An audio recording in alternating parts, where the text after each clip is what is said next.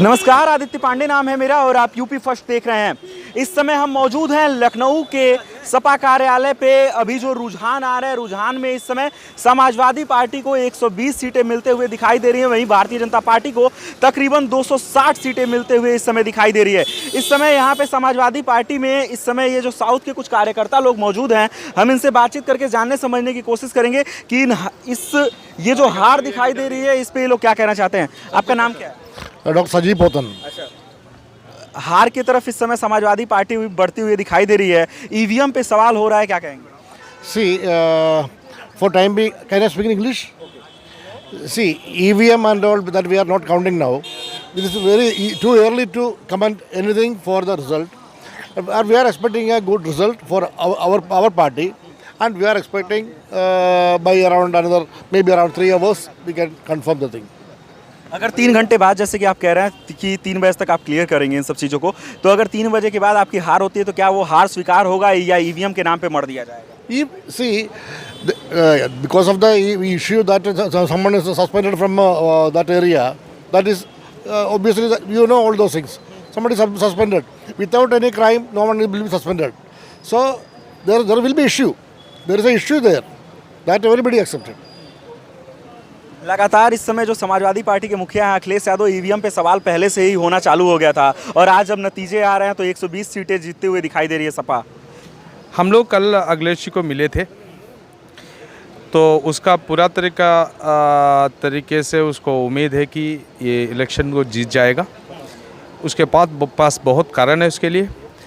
ये उत्तर प्रदेश का लोगों का पूरा इश्यूज़ लेके हम चुनाव को लड़ा था। अभी आप पूछ रहे हो मेरे को रिज़ल्ट के बारे में क्या फ़ील हो रहे हैं, सच बात है। अभी इसमें क्या है, आप अपना प्रेसिडेंट जो बोला है वही हम बहुत अर्ली है कुछ न कुछ बोलने के लिए, ठीक है। अभी देखो अपना हिस्ट्री में ऐसी हुआ है, कभी कभी लास्ट मिनट में result can always go against it और कैन गो। ऐसा माना जाता है कि जो एग्जिट पोल होते हैं और जो अब नतीजे आने स्टार्ट हो गए हैं वो 1 से अधिक हो चुका है अब समय, और 1 बजे तक नतीजे कहीं ना कहीं क्लियर होने शुरू हो जाते हैं। नहीं देखो, अभी केरल जैसा एक स्टेट बोलो तो अभी एक 140 सीट्स है, उधर एमएलए का सीट्स रहता है। इधर ये जैसा इतना बड़े बड़े राज्य है ये अपना उत्तर प्रदेश, इधर 403 सीट्स रहता है। तो इधर का उधर हमारा 140 का सीट वो कंफर्म हो जाता है 12 बजे, 1 बजे, 2 बजे से। भी उम्मीदें बची हुई हैं, उम्मीद रहेगा, उम्मीद में ही रहेगा। हमारे को पूरा विश्वास है, हम उम्मीद रखे आगे बढ़ रहे हो, ठीक है। तो इंतज़ार करें, हम आपको भी हम लोग बता रहा हूँ, आप भी इंतज़ार कर रहे हैं। अर्ली कंक्लूशन में हम मत जाएंगे। पार्टी के कार्यालय से आ रहे हैं भारतीय जनता पार्टी के लोग, इस समय जीत का जश्न मनाना भी शुरू कर दिया है। वो देखो वहाँ पे एक्चुअली वो लोग जी न्यूज़ देखते हैं और एबीपी न्यूज़ देखते हैं, इसलिए वो अपना जश्न पहले मना रहे हैं, क्योंकि उसमें कई सीटें उनको क्लियर जीत दिखा दिया गया पहले से ही। तो कहीं ना कहीं इसमें मीडिया का बहुत बड़ा रोल है, इसलिए वो वहाँ पे जश्न मना रहे हैं। अभी सच पूछा जाए तो शाम को 4 बजे तक जो इलेक्शन कमीशन का जो ऑफिशियल वेबसाइट है, ऑफिशियल वेबसाइट पे भी वही इस समय वेबसाइट पे बढ़त है ना, अभी जीते नहीं है, बढ़त है। और वो भी मार्जिन बहुत ज़्यादा नहीं है। आपने बंगाल में क्या देखा था? बंगाल में कितने 1-2 बजे तक ये लोग जीत दिखा रहे थे और 3 बजे क्या हुआ, पलट गया। तो अभी इंतजार करिए, वेट एंड वॉच। बिल्कुल 180 डिग्री एंगल पर चुनाव अभी पलटेगा और समाजवादी पार्टी पूरे बहुमत के साथ वापसी करेगी इस बार सत्ता में 100%। और जो अभी जो मेन स्ट्रीम मीडिया दिखा रहा है वो मनु स्ट्रीम मीडिया है, टोटली भारतीय जनता पार्टी का स्ट्रांग सपोर्टर है। घर घर के अंदर जो टेलीविजन बैठा हुआ है, रखा हुआ है, भारतीय जनता पार्टी का स्ट्रांग समर्थक बैठा हुआ है। टेलीविजन के दिखाने पर मत जाइए, मेन स्ट्रीम मीडिया पर मत जाइए। मुझे इलेक्शन कमीशन पर भरोसा ही नहीं, पूरा भरोसा है, उम्मीद ही नहीं, भरोसा है। और हम लोग फाइट कर रहे हैं, जीत रहे हैं 1500 वोटों के मार्जिन से जहां पे पीछे हैं। तो जब समाजवादी क्षेत्र का कुनबा खुलेगा तो आप देखिएगा पूरे बहुमत की सरकार समाजवादी पार्टी बनाएगी। जिले है जहाँ पे पूरा सुपड़ा साफ होते हुए दिखाई दे रहा है। अभी हम देवरिया को देख रहे थे, देवरिया में 7 विधानसभा सीटें हैं और 7 विधानसभा सीट पे भारतीय जनता पार्टी जीत दर्ज करते हुए दिखाई दे रही है। जो मार्जिन है वो 8000 से 10000 वोट का है। 8000 से 10,000। और अभी तो ये जो आप पॉइंट बोल रहे हैं वो किसकी बुनियाद पर बोल रहे हैं? आप इलेक्शन कमीशन की वेबसाइट, कमीशन की ऑफिशियल वेबसाइट की। तो अभी देखिएगा जब गाजीपुर से खुलेगी ओम प्रकाश धरती की सरजमीन, तब देखेगा यही 8000 वोट जो बढ़त बनाए वो 80,000 में समाजवादी पार्टी के पक्ष में तब्दील हो जाएगा। वही स्वामी प्रसाद मौर्य जो आके बड़े बड़े दावे कर रहे थे समाजवादी पार्टी की तरफ से फाजिल नगर सीट जीतने की दावे कर रहे थे, पूर्वांचल में बड़े नेता होने का दावा कर रहे थे। वो खुद ही अपने सीट पे अभी जिस समय हम ये वीडियो शूट कर रहे हैं उस समय 14,000 वोटों से पीछे चल रहे हैं। वो दावा नहीं कर रहे बड़े नेता होने का, वो ऑलरेडी बड़े नेता हैं और समाजवादी पार्टी में उनकी बहुत महत्वपूर्ण भूमिका है। आने वाले समय में अभी तो ये अंगड़ाई है, शाम तक देखिए कैसा पासा 180 डिग्री बदलता है। जो यूं लड़ाई दिखाई जा रही है मेन स्ट्रीम मीडिया में, वो बिल्कुल यूं पलट के हो जाएगी, समाजवादियों की तरफ हो जाएगी। मतलब अभी भी स्वामी प्रसाद मौर्य वाली भी सीट जीतने की स्वामी जी भी जीत रहे हैं और स्वामी नहीं संत थे। बीजेपी का अंत है ये निश्चित है, बिल्कुल इसमें कोई दुविधा और कोई द्वंद्व की जरूरत गुंजाइश नहीं होनी चाहिए। अभी भी मतलब ये भरोसा कायम है। बिल्कुल बिल्कुल। रहा सवाल ईवीएम की, अभी आपने पूछा था कि ईवीएम का क्या है। देखिए अभी कोई रिजल्ट नहीं आया है, कोई चीफ मिनिस्टर नहीं बना है, लेकिन अनुराग ठाकुर पहले ही ये बात कह दिए थे आज से 1 हफ्ते पहले कि जब रिजल्ट आएगा तो समाजवादी पार्टी के लोग कह देंगे कि ईवीएम बेवफा है। अभी रिजल्ट नहीं है, मैं रिजल्ट से आने से पहले कोई चीफ मिनिस्टर नहीं बना है, मैं उससे पहले बता रहा हूँ कहीं ना कहीं जनता को ईवीएम पे संदिग्ध है। हाँ बिल्कुल, अगर मान लीजिए भारतीय जनता पार्टी या जो सरकार जो भी है वो इस पे अगर लोगों का भरोसा जीतना चाहती है तो 2-4 ऐसे विधानसभा है जहाँ पे बैलेट पेपर से चुनाव करवा के देख ले, फिर जनता को विश्वास होगा। अदरवाइज बिल्कुल इस पे लोगों का भरोसा उठ चुका है। यकीनन चुनाव आयोग लोगों को डाउट पर कहीं ना कहीं ऐसा चुनाव आज तक नहीं देखा गया था हिंदुस्तान में। जो चुनाव इस 2022 की लड़ाई हुई ऐसा कभी नहीं देखा गया। अपार जन समर्थन समाजवादी पार्टी के और गठबंधन के पक्ष में था और आगे रहेगा, लेकिन कहीं ना कहीं जब ईवीएम इस तरीके से देखी गई, समाजवादियों ने पकड़ना शुरू किया, पूरी जनता ये कह रही कि कहीं ना कहीं चुनाव आयोग संदिग्ध के घेरे में है। और आप देखिएगा अभी तो चल रहा है मार्जिन, अभी कोई जीत हार नहीं हुई है। हम वापसी कर रहे हैं, समाजवादी पार्टी वापसी कर रही है।